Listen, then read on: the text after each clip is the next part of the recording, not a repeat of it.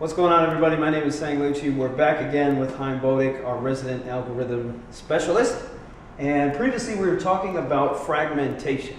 And we were talking about how it affects the retail trader. And we were talking about the order flow and how your order might get routed to some of these different entities, exchanges, dark pools, or this concept called internalization, and how certain entities pay for order flow from you guys. And we're going to expand on those topics right now. Yeah, so internalization has been quite controversial in the markets. It's actually different between stock and options. So what we mean by internalization is that there's some market maker who wants to trade with your order and is willing to pay your retail broker to basically route that order to that market maker, and he'll trade it off exchange, right? He doesn't have to subject your order to any kind of competition.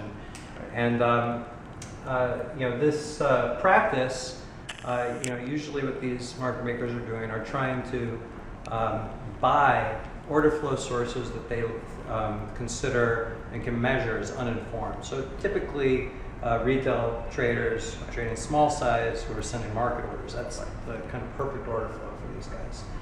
Now, I think internalization actually has been complicated. And became more complicated in 2007 when Regulation National Market System was rolled out. There was a rule, I guess I'll just write it here, Rule 612, and this was called the sub-penny rule. And sub-pennies can be a good thing and a bad thing for a retail trader. Let me explain what happens here. Let's say you're going to buy a stock, LinkedIn, let's say it's 175 offer, okay? So here's your offer. And you're going to send a market order, and that's going to go upstairs to, let's say, some market maker. I won't name names, but it's going to go to one of these big market makers. And what he gets to do is he gets to look at the market and look at your order, and he says, do I want to sell there? Right. Is that a good price?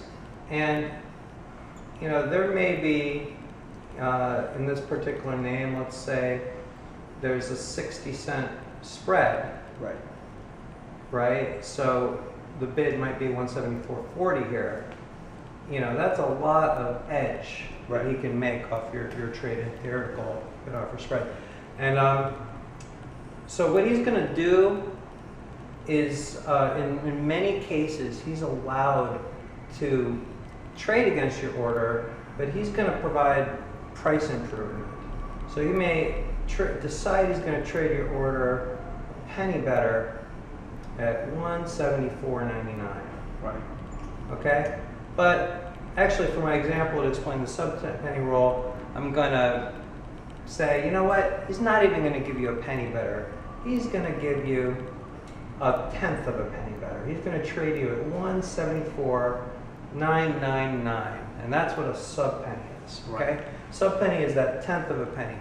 Now, this market maker is allowed to do this off exchange, but Rule 612 in 2007 said a normal market maker can't do this on exchange using displayed prices. So this sub-penny rule provided a kind of unique capability where a market maker off exchange was allowed to trade at price increments that were, for all practical purposes, unable to be traded on the normal chain. Now, why would he want to do this? Well, let's say that market maker is representing another retail customer, and that retail customer is actually offering at 175. Okay? The market maker has to give that guy priority, but if he gives this, ridiculously small amount of price improvement, Right. he's allowed to basically jump ahead of his own customer, Right. and fill the other order. So one order got a marginal amount of price improvement, Right. very small, and the other guy got stepped ahead of. Right.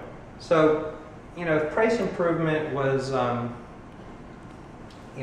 a significant monetary, or economic improvement, this practice of we call this sub-pennying, this practice might be a little bit more legitimate. And actually, what you have today is an interesting news event.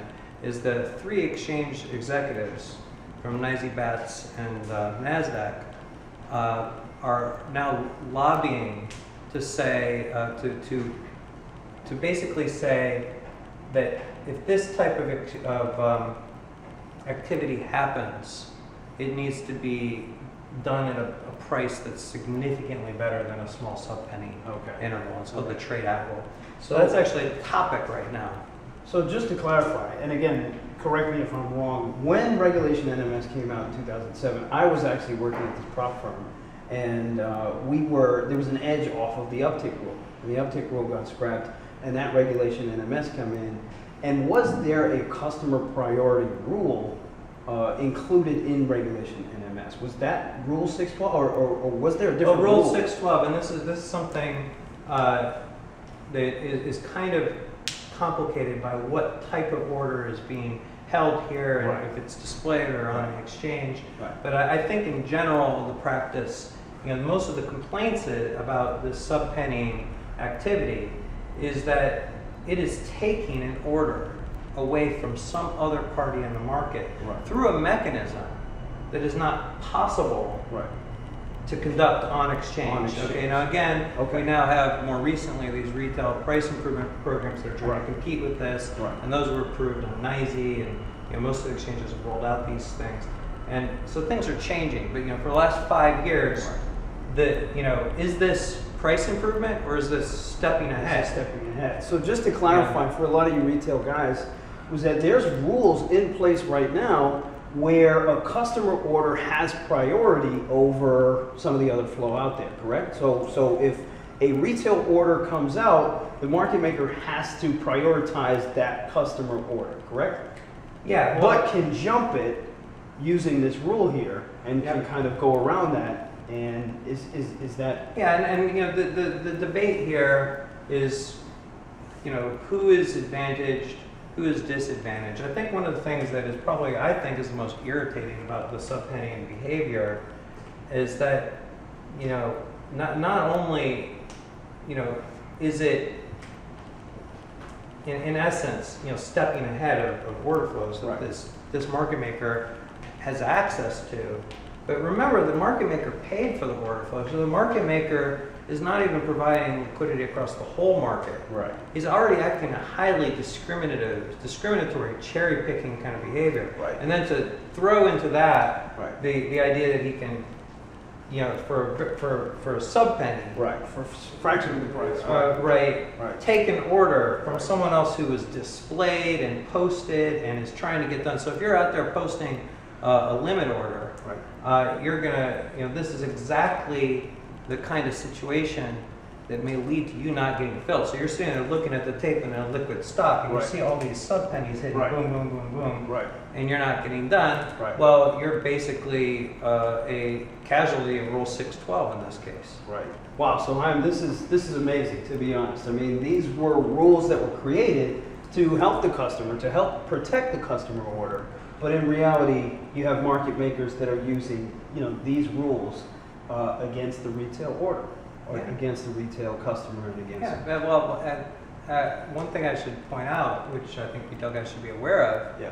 is that one thing you can get out of this is you can detect when you're being stepped ahead of. Right. So you can get a sense from that of what the market maker is doing, whether he's leaning to buy or Right. sell. So, fight back. Fight back, guys.